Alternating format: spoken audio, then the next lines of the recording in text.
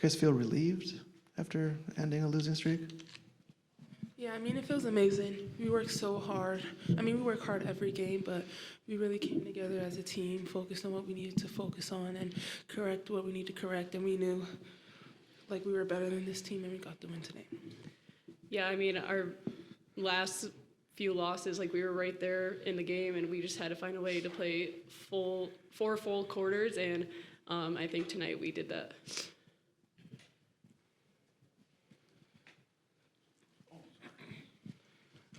You guys shot really well from behind the arc early. How important was that to be able to open things up in that second half where it seemed like you guys made a really concerted effort to go inside? Yeah, Serah before the game was telling us shooters that we need to look for shots, and I think we did just that, and we were knocking them down like you said, and that just opened up a lot for our post players and for flashers, and if they were caving in on our post players, and our post players could kick it out for us, and I think our offense was just really spot on today. You guys shot 16 of 18 from the line in the fourth quarter. For a team that shoots about 70% on the year, I mean, how important is it to stay composed, especially, knowing how important or how big a win tonight would have been?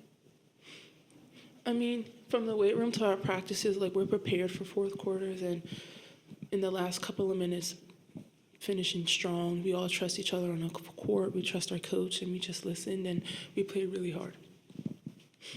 I mean, we shoot free throws all the time in practice. I mean, before we leave practice, we have to make 12 in a row individually before we step out. So, and we do a lot of drills with free throws, so we're just always practicing those. For either of you or both of you, there's been a lot of stuff to think about off the court. I'm curious how you block that out and just come here for 2 hours tonight and focus on the court stuff. I mean, we all support each other. We all love each other, and we're here for the same goal, to win games and compete, and that's what we did every day this week. What she said. Any other questions for the student athletes?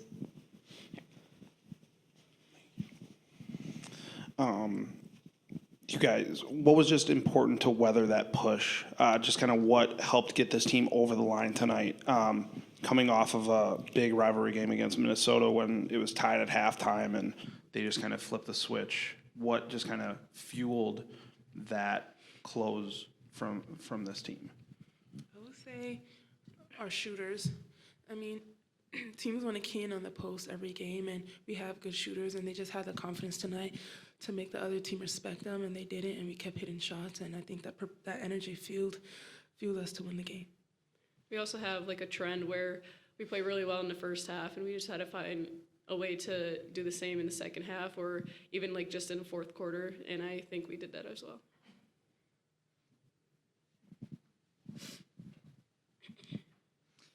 Sir, you and Carter had back-to-back and ones late in the fourth quarter, and it felt like one of the loudest, if not the loudest moment in the Kohl Center this year. Can you kind of walk me through the emotions that you're feeling, during that stretch and stuff like that? Honestly, I spun, threw it up. I was like, damn.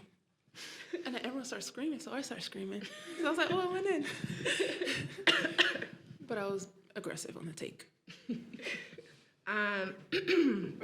Just incredibly proud of our team's resilience. I think, as the players mentioned, I think that we've had trends this season where we had a great first half and a subpar second half, or we've played 3 great quarters and then weren't able to finish. Maybe it was we had played a great fourth quarter and first and second, and the third was a little bit down. And so we just talked about continuing to focus in like the things that we can control, our shot selection and our turnovers. I don't know that we did a great job with that tonight with 20 turnovers, but I think we moved the ball. We also had 22 assists, which I think is a season high. Maybe we had 23 in another game.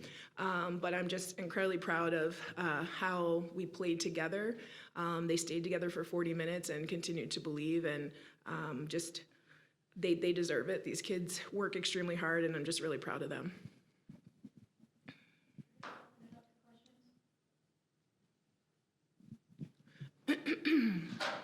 You kind of mentioned the trend of, two halves being a little different. It was kind of the same today in terms of the first half was a lot of attacks from the three-point line and making everything, and then the second half kind of got back to the bread and butter of pounding the interior.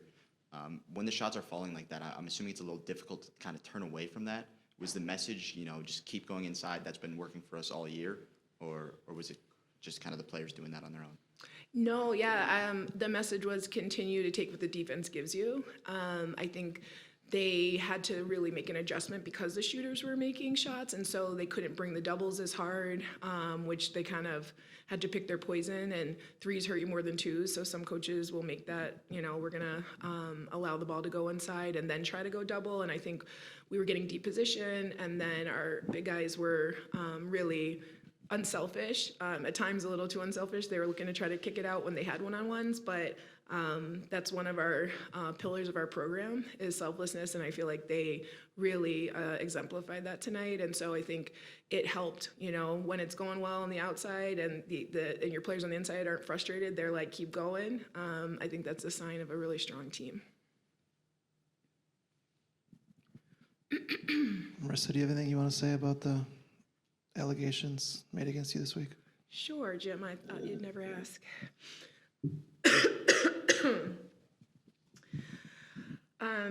As the school said in their statement, I cannot comment on any student athlete's health-related claims due to federal laws. But as I've stated previously, any of my players' mental and physical well-being will always come before basketball.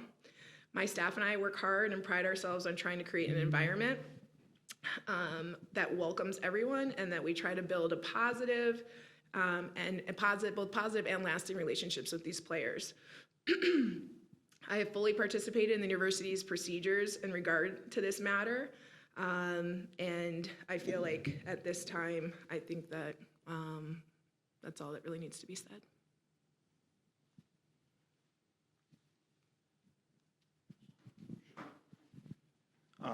Like I asked the players, what did you see kind of flip from that close to Minnesota to that close tonight? Just coming out in that second half after a tie game, another close game, and just being able to just weather a storm and get over the hump. I think a couple things. We made some adjustments after that Minnesota game. We went back obviously and watched film. We worked on our press, and you could see that was more aggressive tonight, and I think both slowed them down and sped them up at different points. And then also the ball really stuck in the second half of Minnesota. We didn't have nearly as good ball movement as we did in the first half, and so we really talked about that and addressed that the last couple of days in practice and made some small adjustments, but our players really bought into both of those things, and I think when it came to crunch time, they leaned into that training and were able to execute. Sorry to bring up the allegations again, but since one of the players talked a little bit about mental health, I was wondering if you could discuss a little bit about what you and the rest of the program does to carry on the conversation about mental health in your team. Can you clarify your question? Just how do you guys have the open conversation about mental health, and what kind of maybe programs or activities you have to support the players' mental health? To be honest, I feel like the statement I made is kind of where I'd like to leave that. And, what we do within our program, I don't think anyone's ever asked that before until now. So I think we'll continue to keep that internal, but I think we just leave it with my statement. Okay.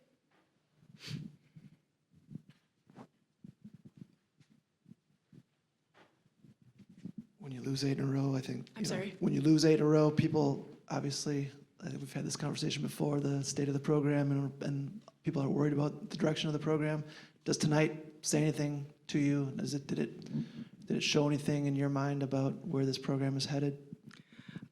Well, I'm not one of the people that was concerned about the state of the program, so I don't know that I can respond to what that means to them. For me, I'm going to continue to do the job that I committed to doing here, and I feel like we are doing that. We're getting better. You see that. We started out the best start we've had in a number of years. That was covered pretty widely. And everyone knows that this Big Ten is extremely competitive. You know, night in and night out, you're playing against some of the best players that play this game right now and against some of the best coaches. It's an honor to be able to step on the floor and compete. And I know the players that I have and the players that, you know, I'm recruiting understand what it is that we're building, and I'm really proud of the product that we put out there. We have time for one more question. I see that she's still on the roster. I see that she wasn't on the availability report for the first time in a couple weeks. Can you comment on the status of Tessa Grady when it comes to the program? I know she wasn't here and she wasn't on the bench. Is she still with the program? Is she injured? Do you just can you clarify kind of where she's at? Yeah, she just wasn't available for the game this evening.